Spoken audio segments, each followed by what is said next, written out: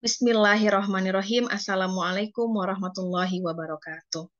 Innal hamdalillah nahmaduhu wa nasta'inuhu wa nastaghfiruh wa na'udzu billahi min syururi anfusina wa min sayyiati a'malina may yahdihillahu fala mudhillalah wa may yudhlilhu fala hadiyalah. Asyhadu an la ilaha illallah wa asyhadu anna Muhammadan abduhu wa rasuluh la nabiyya ba'da. Sebelumnya kami mengucapkan terima kasih kepada seluruh peserta dan juga panitia dari Islamic Religion Education Conference 2022.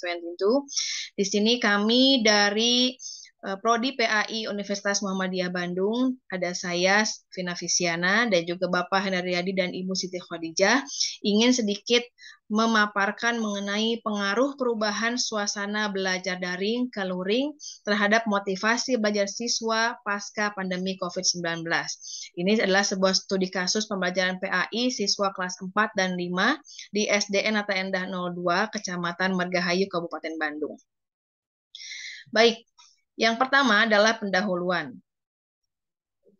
Seperti yang kita ketahui bahwa selama 2 tahun ini Indonesia juga terdampak terhadap pandemi COVID-19 yang melanda dunia, ya. Dan selama 2 tahun ini kita dipaksa untuk bisa beradaptasi dengan pembelajaran daring atau pembelajaran online, ataupun juga banyak yang menyebutkan sebagai pembelajaran jarak jauh atau PJJ selama 2 tahun terakhir. Nah, kemudian pada tahun ajaran baru 2021-2022, pemerintah telah menetapkan dan menyetujui untuk dilakukannya pembelajaran tatap muka terbatas atau PTMT di seluruh satuan pendidikan di Indonesia. Hal ini berdasarkan pada keputusan Menteri Pendidikan, Kebudayaan, Riset dan Teknologi berdasarkan juga pada SKB dari 4 menteri. Nah, penemuan di lapangan menunjukkan bahwa selama pembelajaran jarak jauh dilakukan, siswa ini telah terlatih untuk menggunakan gawai dalam menemukan setiap jawaban dari pertanyaan di pelajaran-pelajaran yang diberikan oleh gurunya secara online dari sekolah.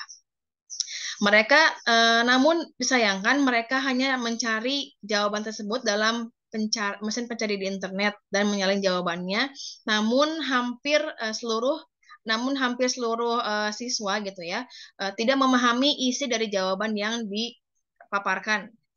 Nah, sementara itu dalam pelajaran PAI ini lebih membutuhkan metode belajar secara langsung karena materi ajar yang ada di dalam pelajaran PAI ini didominasi oleh praktek dan memerlukan contoh dari gurunya secara langsung, seperti ayat-ayat suci Al-Quran yang harus dilafalkan dengan benar, kemudian juga ada kisah-kisah teladan daripada para nabi ataupun para sahabat, kemudian juga ada hadis yang harus didengarkan dan dilafalkan dengan lurus dan benar, dan juga ada praktek-praktek ibadah seperti sholat, praktek wudhu ataupun tayamum.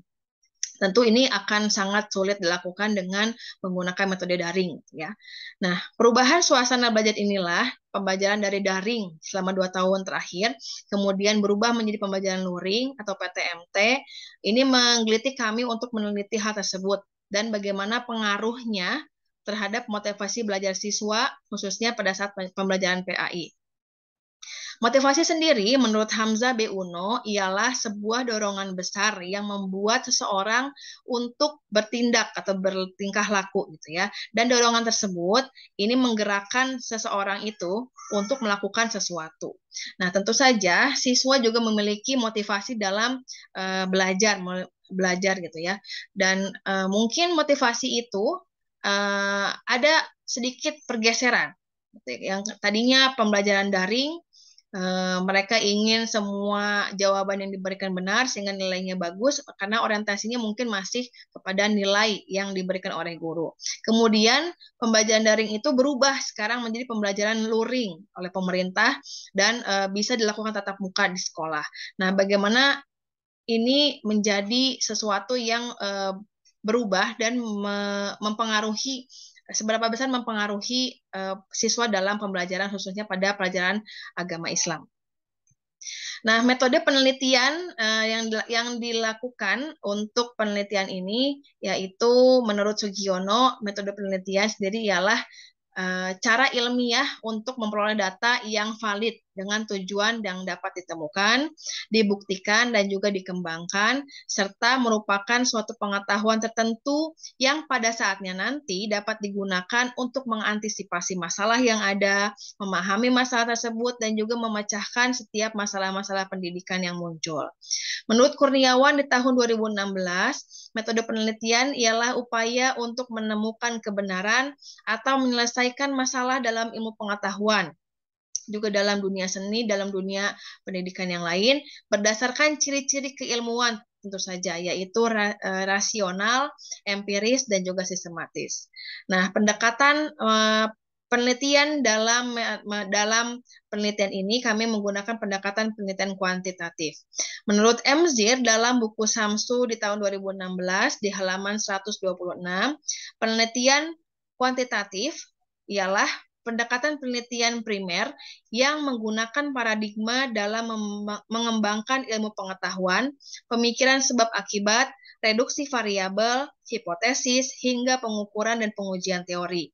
Menurut Sugiono, di tahun 2016, metode penelitian kuantitatif ialah metode yang berlandaskan pada filsafat positivisme, digunakan untuk meneliti populasi dan sampel tertentu yang diambil secara random dengan tujuan untuk menguji hipotesis yang telah ditetapkan sebelumnya. Dan hasil penelitian dan pembahasan dari judul kami ini, keberlangsungan mata pelajaran PAI di sekolah membutuhkan perhatian yang sangat besar agar potensi siswa dalam memahami agama tidak salah langkah. Seperti yang kita ketahui bersama bahwa agama merupakan fondasi atau landasan bagi setiap orang untuk berpikir, bertindak, bersikap, dan berperilaku gitu ya. Nah, pada pelajaran PAI di sekolah dasar khususnya, ini jangan sampai terlewat, jangan sampai siswa tidak memahami dasar ataupun pelajaran agama mereka. Sehingga pelajaran ini akan lebih efisien dan efektif dilakukan dengan pertemuan secara langsung, bukan secara daring. Nah, hasil uji hipotesis menunjukkan terdapat pengaruh yang signifikan antara suasana belajar daring ke suasana belajar luring terhadap motivasi belajar siswa pada pelajaran PAI ini. Nah, lebih khusus lagi untuk jenjang SD, adanya perubahan suasana belajar daring yang dilakukan selama 2 tahun terakhir ini menjadi pembelajaran luring, tentu saja memberikan pengaruh kepada siswa. Pengaruhnya seperti apa? Dapat dilihat bahwa siswa lebih memiliki motivasi, lebih giat dalam belajar di sekolah gitu ya, karena bertemu dengan teman-teman, karena bertemu dengan guru, dan juga mereka dapat mencontoh sikap dan teladan yang diberikan oleh gurunya di sekolah. Terakhir adalah simpulan. Pembelajaran dengan daring memang bukan hal baru di Indonesia. Namun sayangnya tidak semua sekolah di semua daerah dan juga tidak semua pelajaran dapat diterapkan dengan metode daring ini. Pelajaran PAI untuk siswa SD khususnya dalam penelitian ini kami meneliti siswa kelas 4 dan 5 tentu membutuhkan contoh dan bimbingan secara tatap muka oleh guru. Siswa juga membutuhkan sikap teladan yang diambil dari gurunya, khususnya ini pada guru PAI gitu ya. Nah, selama proses pembelajaran daring berlangsung 2 tahun terakhir, ini proses ini atau penerapan atau pembentukan karakter siswa ini agak sulit dilakukan karena siswa tidak bertemu dengan guru secara langsung, melainkan hanya melalui media online seperti itu. Nah, ini akan sulit untuk dicapai gitu ya.